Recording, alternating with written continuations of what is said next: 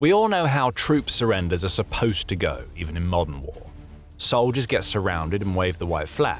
Troops from the other side take the surrendering soldiers prisoner. No matter the precise format, humans are always involved. Until now. Ukraine sent something so terrifying into combat that it forced Russian soldiers to surrender instantly.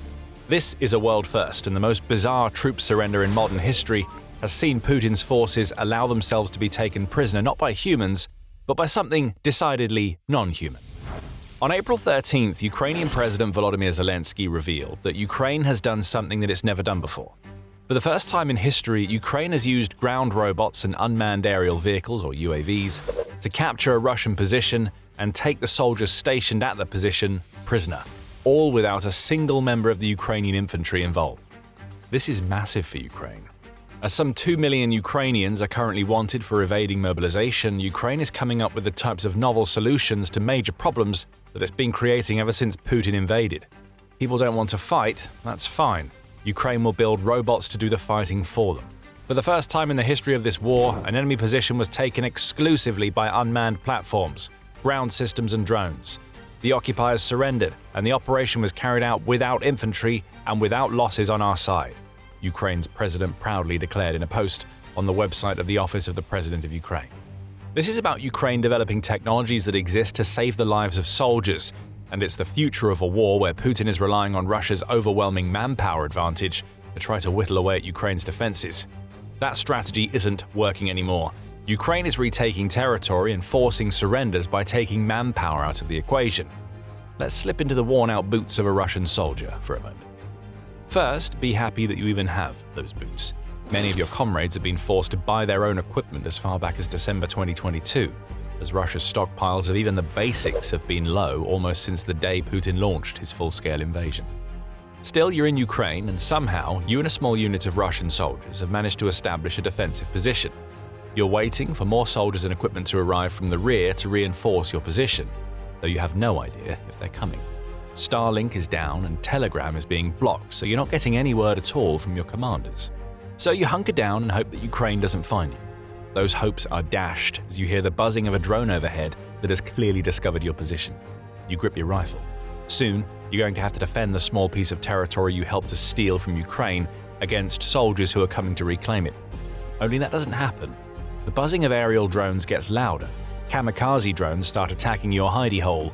You peek out, expecting to see soldiers approaching over the horizon, but that's not what you see. In the distance, but getting ever closer, are metal monstrosities on wheels and tracks. They are rolling to your position, and you don't even need to fire off a round to know that small arms fire isn't going to do much to stop them.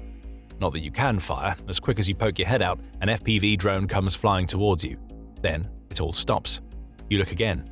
An entire unit of robots, some in the sky and others on the ground, stand before you. What choice do you have? You can die to the machines or raise the white flag and allow them to take you in. You're smarter than most. The white flag goes up.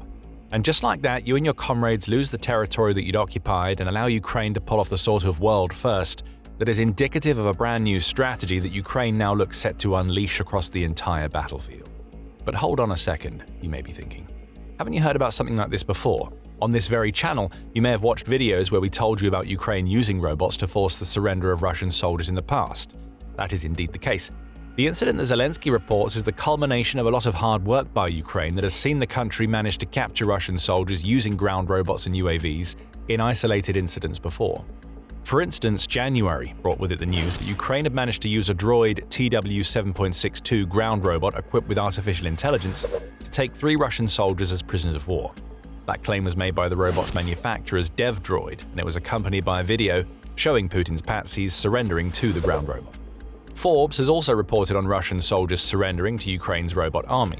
On March 11th, video emerged of soldiers waving the metaphorical white flag at a drone that was equipped with a loudspeaker that was telling them in no uncertain terms what would happen to them if they didn't give up. 4 soldiers took the opportunity to become prisoners in that incident, likely prompted by having seen many of their comrades die due to Ukraine's drones just minutes before.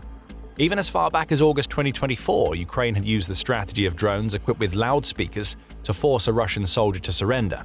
In this case, the soldier had been abandoned by his unit, so he was probably delighted that a drone he would have assumed was there to kill him instead started talking about taking him prisoner. So the point stands, surrenders to Ukrainian drones and robots have happened before. The difference between the latest incident and all the previous ones is that this is where things become serious for Ukraine.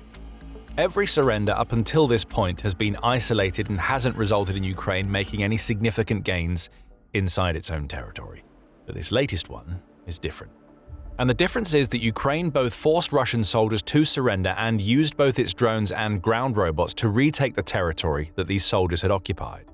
Zelenskyy hasn't revealed exactly where the liberation of territory took place, though it seems most likely that it happened somewhere in the south. Ukraine has been on a counter-attacking tear in the south since the end of January, leading to it reclaiming about 480 square kilometers or about 185 square miles of its land. We can now add whatever land Ukraine's drones and ground robots have just liberated, all without the help of a single infantry soldier. Zelenskyy was quick to shout out several of Ukraine's robotic systems, including the Volodymyr, Termit, Ardal, Ratel, Protector, and Snake. He didn't say which, if any of these systems were involved in the world first that Ukraine has just pulled off, but he did point out something else that is very interesting. It's not just territory that Ukraine's robots are reclaiming. Those machines are actively saving lives on the front. According to Zelenskyy, Ukraine's robotic systems have been involved in 22,000 missions over the last 3 months of the war. In all cases, these robots were tasked with going into areas in place of humans that would otherwise have been forced to put themselves at risk. Ukraine's retaking of territory using robots is just one example. Rescues and logistical operations are also being carried out by Ukraine's ground-based metal machines, and lives are being saved as a result. In other words, lives were saved more than 22,000 times. A robot went into the most dangerous areas instead of a soldier. This is about high technologies in defense of the highest value, human life, Zelenskyy declared when breaking the news about Ukraine's remarkable feat. What we're now starting to see is a wholesale transformation of what it means to fight inside Ukraine. Russia wasn't ready for any of this. When Putin launched his invasion, he thought the manpower and conventional metal would be enough to win the war. Even after his initial special military operation failed, Putin thought that pivoting to a war of attrition would have led to Ukraine's military burning out and fading away by now. Even as recently as September 2025, the Institute for the Study of War was reporting that Putin believed that Russia will be able to outlast Ukraine, its drones, and all of the Western support the country has been receiving. Having 700,000 Russian soldiers inside Ukraine was supposed to be the key to victory. There's just one problem. To win an attritional war through manpower, you have to be destroying the other side's soldiers. What Russia now faces is a type of war for which it was never prepared. As Zelenskyy himself puts it, the future is already on the front line, and Ukraine is building it. That future is making itself known in even more ways beyond the capturing of soldiers and the seizing of territory using drones and robots. The rise of the machines is upon the Ukrainian battlefield, and Ukraine's robot advantage is growing far beyond what Russia can handle. Before we go deeper into that, this is a quick reminder that you are watching The Military Show. If you haven't subscribed to the channel, now is the perfect time to hit the button. As each month passes, robots and drones are doing more in Ukraine. According to the Commander-in-Chief of Ukraine's Armed Forces, Oleksandr Syrskyi, robotic complexes performed 50% more tasks in March than they had in February, which is the sort of trend that we've been seeing ever since Ukraine started utilizing ground robots to go along with its UAVs. These types of increases are being accompanied by high losses incurred by Russia. Also in April, Syrskyi revealed that Ukraine's UAVs caused 29% more enemy losses in March than they had during the previous month. Furthermore, frontline robots completed around 9,000 missions in total for Ukraine during March, which is a vast increase over the numbers from just a few months ago. For instance, November 2025 saw robots carry out less than a third of missions, with the numbers back then landing on 2,900. None of this is happening by accident. It's all the result of a very coordinated effort that Ukraine is making to turn robots into the warfighters of the present day. We see this in the explosion in growth of Ukraine's robot army. According to Euromaidan Press, 67 of Ukraine's units were using ground robots to carry out logistics missions in November 2025. By March, the number of units had risen to 167. If you're looking for the reason why the number of robot missions Ukraine carried out between these 2 months has more than tripled, this is your answer. About 3 times as many units using robots adds up to about 3 times as many missions being carried out by those robots. Ukraine's defense industry is also scaling up to meet the needs of a strategy that increasingly relies on drones and UAVs. Zelenskyy says that Ukraine's UAV manufacturers are now capable of building millions of aerial death machines every single year. The number was up to 4 million annually by the end of 2025, and more funding provided to Ukraine by its partners or through the sales of its robotics to other countries could lead to the amount produced climbing even higher. On the ground robot front, the Interpreter reported at the end of March that Ukraine has 280 companies that are all dedicated to building the types of robots that Ukraine used in its world-first event. The robots that those companies produce are transporting hundreds of tons of supplies, in addition to taking part in rescue and offensive operations.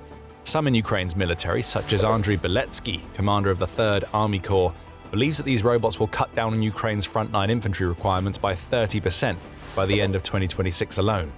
In future, as many as 80% of the missions that Ukraine has previously needed soldiers to complete could be carried out by UAVs and robots. Something is changing in how Ukraine uses its robots too. In the past, ground robots have been used almost exclusively for logistics-related missions. They were, and still are, hunks of metal machinery onto which Ukraine can load far more supplies than it can have humans carry. The vast majority of the 9,000 missions that Ukraine's robots completed in March would have been related to logistics. However, if the capture of territory and Russian soldiers in April shows us anything, it's that Ukraine is working on making its ground robots as effective as an offensive force as they are as a logistical one. Foreign Policy highlighted the shift we're seeing in that department on April 13th. It points out that one of the reasons why ground robots are being built on such a large scale and used so widely in Ukraine now is that they cost an average of less than $20,000 to build. For context, a Ukrainian soldier working on the front lines can earn somewhere in the region of $2,500 per month, per the New Voice of Ukraine. In just 8 months, a ground robot becomes more cost-effective than a soldier. And all of this is without even considering the extra costs that are incurred when training and equipping a frontline soldier. Those costs add thousands to the annual bill to keep that soldier operating. As for a ground robot, it doesn't need food, motivation, clothing, or training. All it needs is an operator who has a target. Everything else is wrapped up in a $20,000 package, perhaps with a few dollars added on top if the robot is packing explosives or a strapped-on rifle that can be used in combat operations. There are some downsides to Ukraine's robot-heavy strategy that we're starting to see. Russia's electronic warfare, or EW, is one of them. Ukraine's robots have software, and that software needs to be updated, often monthly, to counter the new EW that Russia brings to the battlefield. As the kill zones in Ukraine widen, by Ukraine's own doing, robots and UAVs have to be modified once they arrive at their units. That second problem is a nice one to have. Larger kill zones mean that more Russian soldiers die before they get close to the frontline positions that Ukraine is defending. Units will likely be happy to make a handful of modifications if it means that Russian forces have to trudge through more miles of drone-infested territory before they can attack.